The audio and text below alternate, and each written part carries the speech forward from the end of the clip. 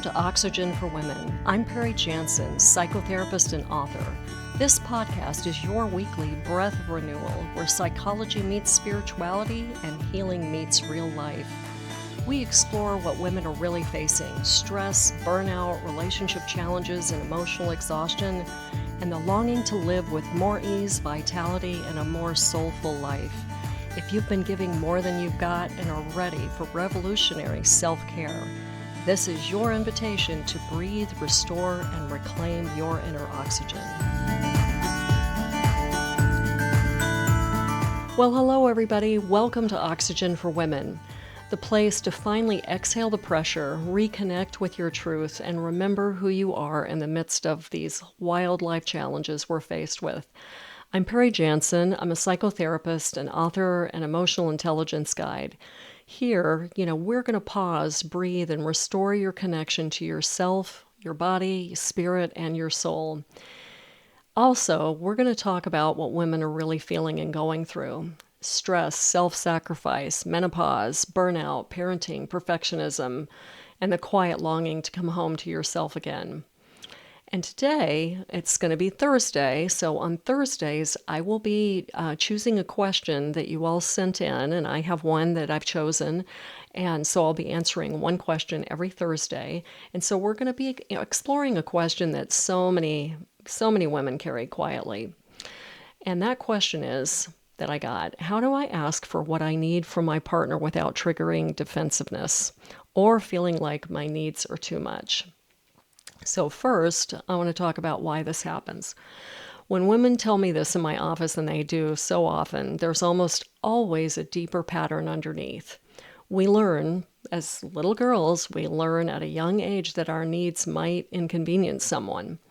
We learn to soften ourselves, minimize ourselves, or be easy to love. So by the time we're adults in a relationship, asking for what we need doesn't feel like a simple conversation. It feels like a risk. In fact, I've had women say these very words: "I'd rather eat glass than ask for what I need." It just is so difficult. And here's the important piece that I'm wanting you to understand, is that a partner's defensiveness is rarely about your need. It's usually about some fear or some trigger that's coming up for them: a fear of inadequacy, a fear of failing you, a fear of being criticized and judged. And shame is a really tricky button, which I'll go into in another podcast, because that's a whole, that's a series and a half. So then what happens? A lot of times you may silence yourself, or just be like, "I'm okay, fine, whatever," or you shrink. Or you keep trying to communicate, but your body's bracing, your chest tightens, you're clenching your jaw, your throat closes, and the conversation begins to get tense, and you feel that, when you start to feel that tension, you know that things are starting to kind of go off the rails there. And so this is a relational pattern, and one that can be shifted. I've shifted many, many couples dealing with this I think probably almost every couple at one time or another deals with this. So the first thing that I want to address is what's really going on in the body. This is a main focus of mine because we carry our trauma and our triggers and so much in our body that dysregulates our nervous system and our brain patterning. And so I want to address that first. So before words even leave your mouth, your nervous system is speaking. When you anticipate your partner getting defensive, your body enters into what I think of as a micro stressor response. Your shoulders tighten, breath shortens, voice gets smaller or sharper, your heart rate rises, and your partner's nervous system, especially if their trigger, is going to also be going that pattern as well. It's picking up the tension and responds with its own. And that's why communication becomes kind of this dysfunctional loop at times, and honestly becomes a pattern. Two braced bodies really can't hear each other clearly. So the solution isn't just learning new words. Sometimes it is learning how to communicate better, but it's also shifting the state of your body first, if you can do that. And if you can't, I usually ask for what I think of as a pause. I'm asking couples, and I've asked myself, okay, if I'm feeling completely dysregulated and I can't really get centered in my body, it's probably not a good time to talk. But so I'm going to teach you just a little bit about shifting your body. So here's a practice that can change the entire dynamic. So before you speak, you might sense your hand on your chest and maybe one on your lower ribs, and take a slow, deep breath of inhaling and exhaling, longer than your usual way of breathing. And this tells your nervous system, I'm safe. This is not a threat. And sometimes internally, actually, I've done this myself, is that I'm safe. And really breathing in, I'm safe. This is my partner, I'm safe. Especially if you are safe. So this tells your nervous system, I'm safe, it's not a threat. And then internally ask yourself, what is the simplest version of what I'm needing? So not the whole story, not the history, not the emotional backlog of 10 years of being unheard, just the one need. So when you express it from a grounded body, the energy changes. Defensiveness can lower, and connection, the emotional connection that you're wanting, becomes possible. So, and I want to give you a little guidance on how to speak the need. A lot of times people will address, how the other person is behaving rather than talking about what they need. And here's a little bit of a structure. You start with connection, not correction.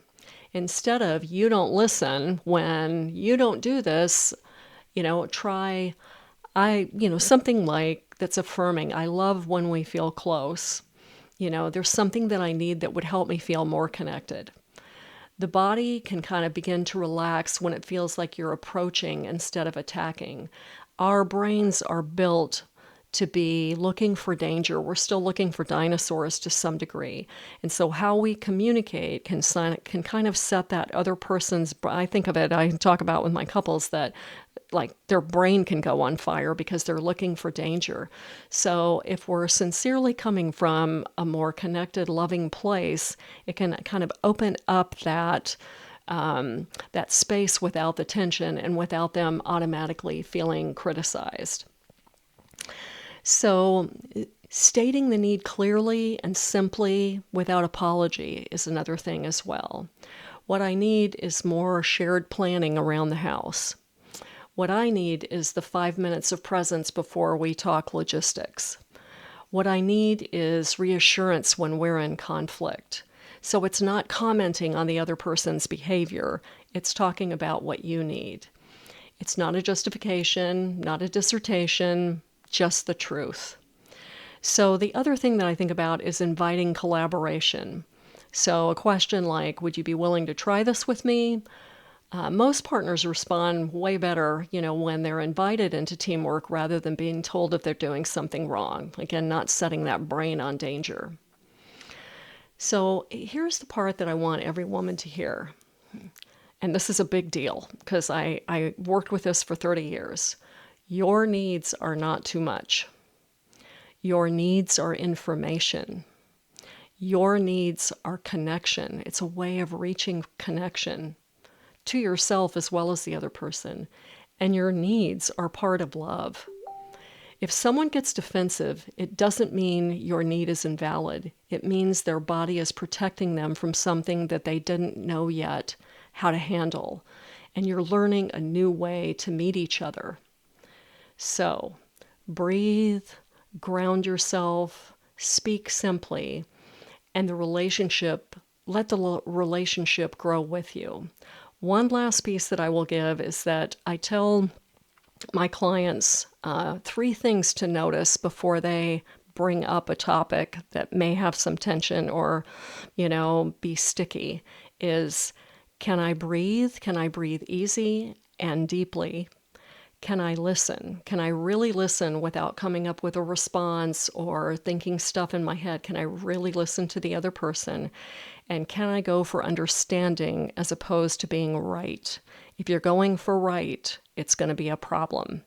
So I hope that this was helpful in terms of that question. And if today's question resonated with you, send in yours at Oxygen for Women. You can send that to perryjanssen.com or my email at tuneinwithperryjanssen@gmail.com. Because chances are what you're feeling, another woman is feeling too, and you're not alone. I'm Perry Janssen, and this is Oxygen for Women.